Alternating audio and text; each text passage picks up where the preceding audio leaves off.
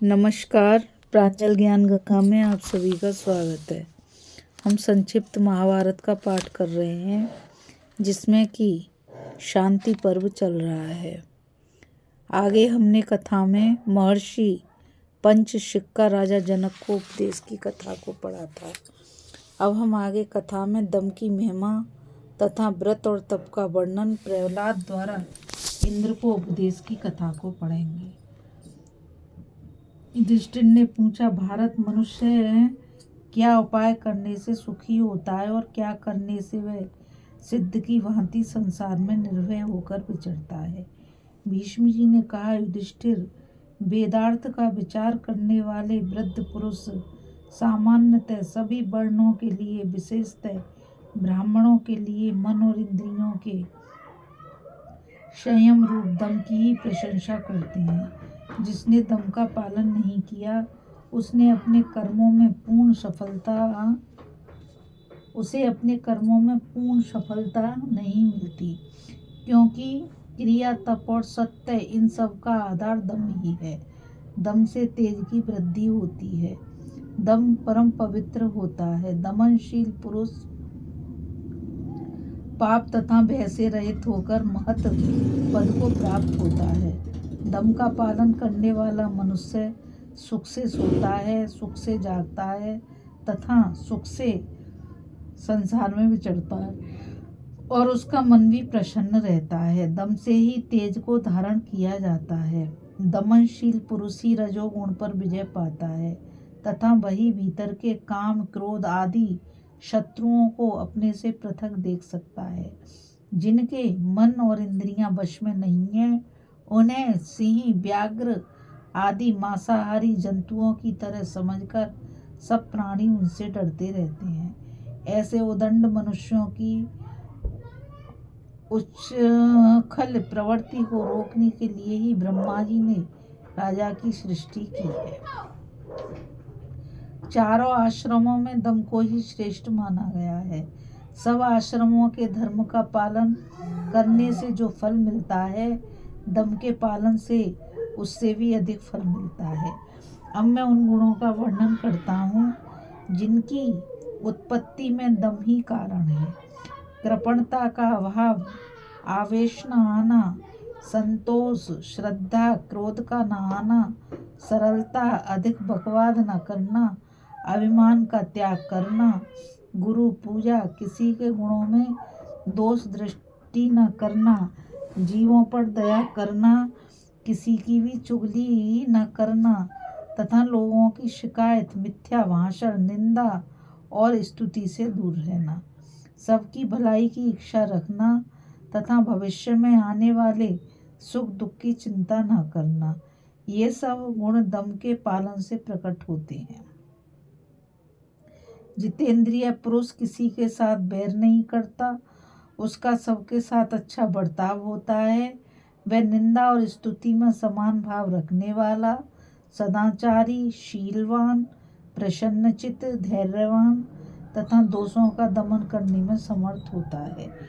दमनशील पुरुष समस्त प्राणियों को दुर्लभ वस्तुएं देकर दूसरों को सुख पहुंचाकर स्वयं प्रसन्न और सुखी होता है। वह सबके हित में लगा रहता है और किसी से द्वेष नहीं करता।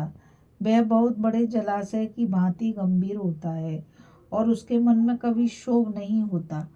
वह सदा ज्ञानानंद से तृप्त एवं प्रसन्न रहता है। जो समस्त प्राणियों से निर्भय है तथा जिसमें संपूर्ण प्राणी निर्भय हो जाते हैं, वह दमनशील एवं बुद्धिमान पुरुष सबके नमस्कार के योग्य समझा जाता है। जो बहुत बड़ी संपत्ति पाकर हर्ष से फूल नहीं उठता और संकट में पड़ने पर जिसे शोक के कारण घबराहट नहीं होती, वह द्विज, स्थिर बुद्धि वाला तथा जितेंद्रिय कहलाता है। जो शास्त्र का ज्ञाता, वैदिक कर्मों का अनुष्ठान करने वाला, सदाचारी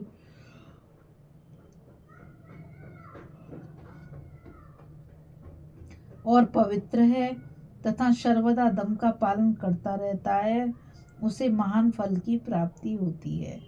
जिनका अंतकरण दूषित है, वे लोग दोष, दृष्टि का अभाव, क्षमा, शांति, संतोष, मीठे वचन बोलना, सत्य भाषण, दान तथा उद्योगशीलता आदि गुणों को नहीं अपनाते।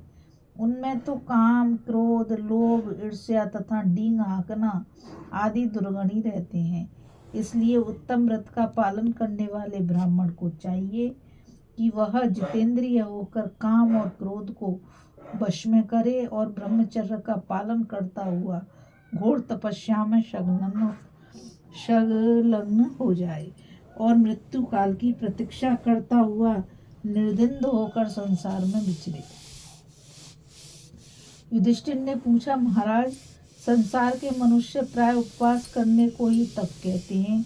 क्या वास्तव में यही तप है या उसका और कोई स्वरूप है?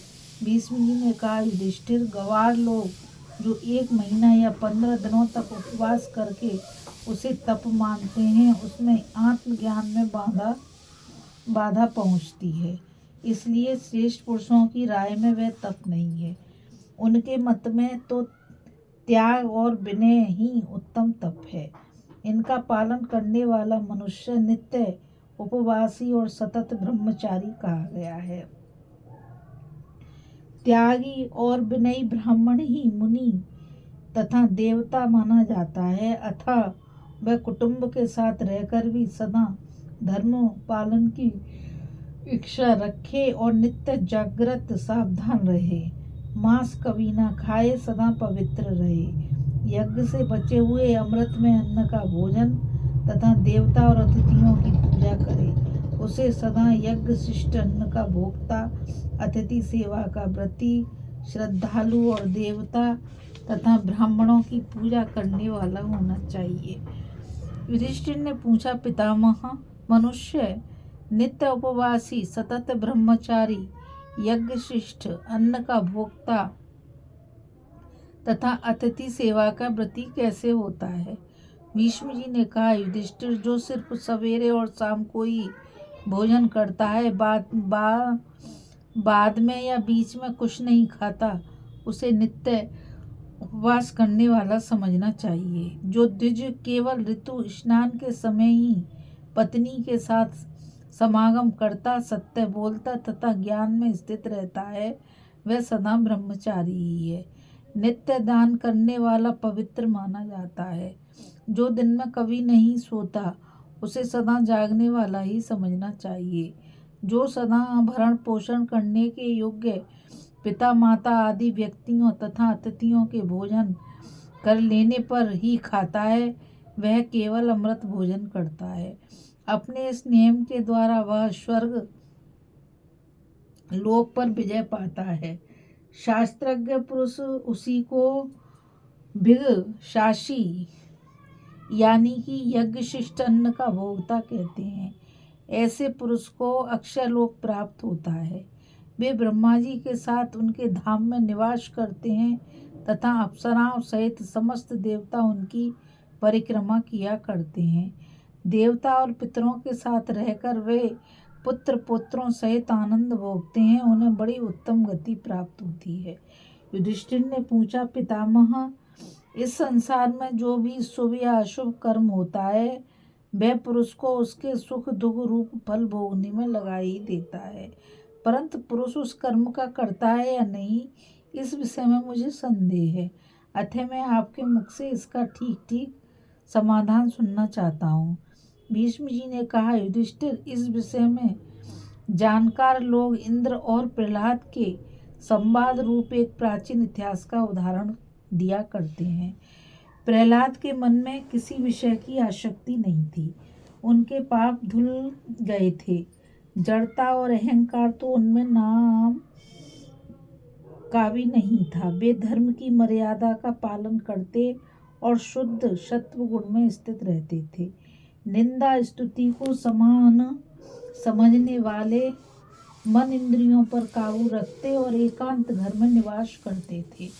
उन्हें चराचर प्राणियों की उत्पत्ति और नाश का ज्ञान था। अप्रिय हो जाने पर वे क्रोध नहीं करते थे और प्रिय की प्राप्ति होने पर अधिक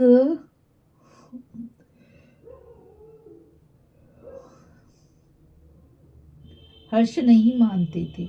मिट्टी के ढेले और सुवर्ण में उनकी समान दृष्टि थी।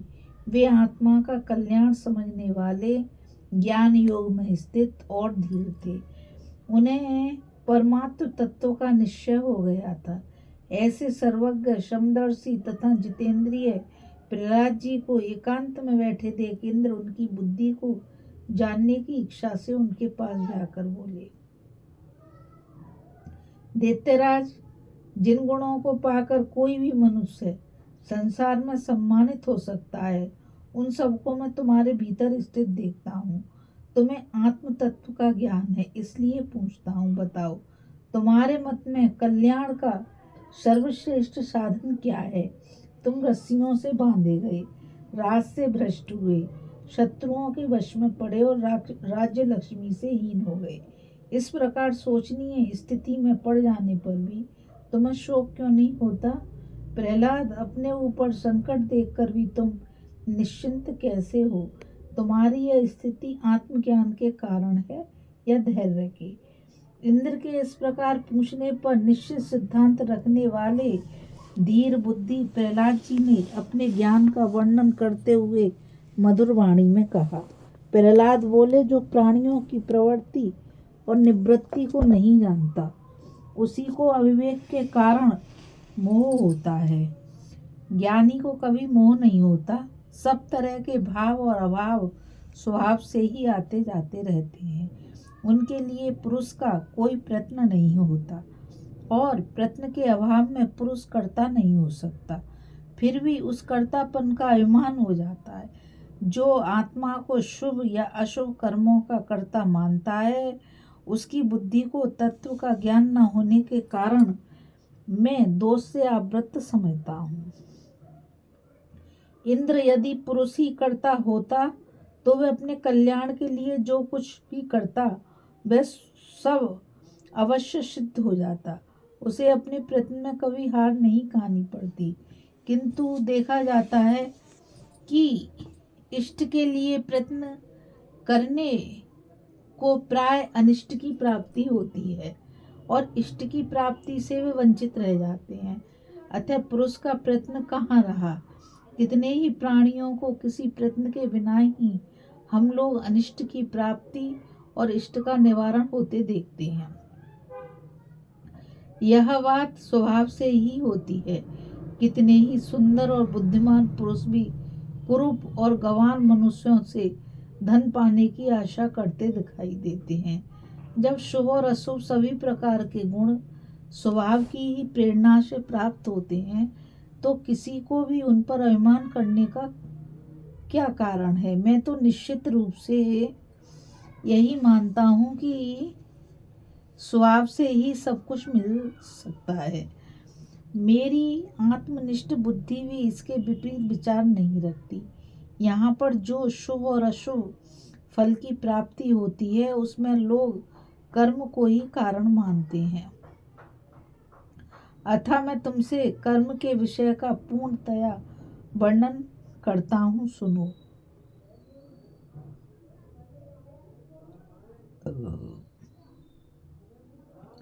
संपूर्ण कर्म स्वभाव को ही लक्षित कराने वाले हैं। जो कार्यों को तो जानता है, किंतु उनको करने वाली प्रकृति को नहीं जानता, उसी को अविवेक के कारण मोह होता है। जो इस बात को समझता है, उसे मोह नहीं होता। सभी भाव स्वभाव से ही उत्पन्न होते हैं। इस बात को जो ठीक ठीक जानता है, उसका दर्प या अभिमान क्या बिगाड़ सकता है? इंद्र, मैं धर्म की पूरी पूरी विधि तथा संपूर्ण भूतों की अनित्यता को जानता हूँ, इसलिए सबको नाशवान समझकर किसी के लिए शोक नहीं करता। ममता, अहंकार तथा कामनाओं का त्याग कर सब प्रकार के बंधनों से रहित हो आत्मनिष्ठ एवं असंग रहकर प्राणियों की उत्पत्ति और विनाश को देखता रहता हूँ।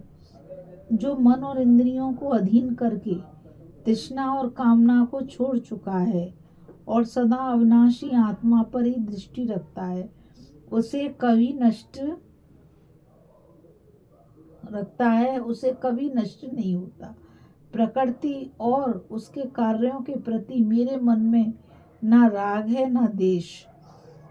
ना तो मैं किसी को अपना द्वेषी समझता हूँ और ना अपना अत्यंत आत्मीय मानता हूँ। मुझे ऊपर स्वर्ग नीचे पाताल की तथा बीच के लोक मृत्यु लोक की भी कभी कामना नहीं होती। ज्ञान विज्ञान अथवा ज्ञेय के लिए भी मैं अभिलाषा नहीं करता।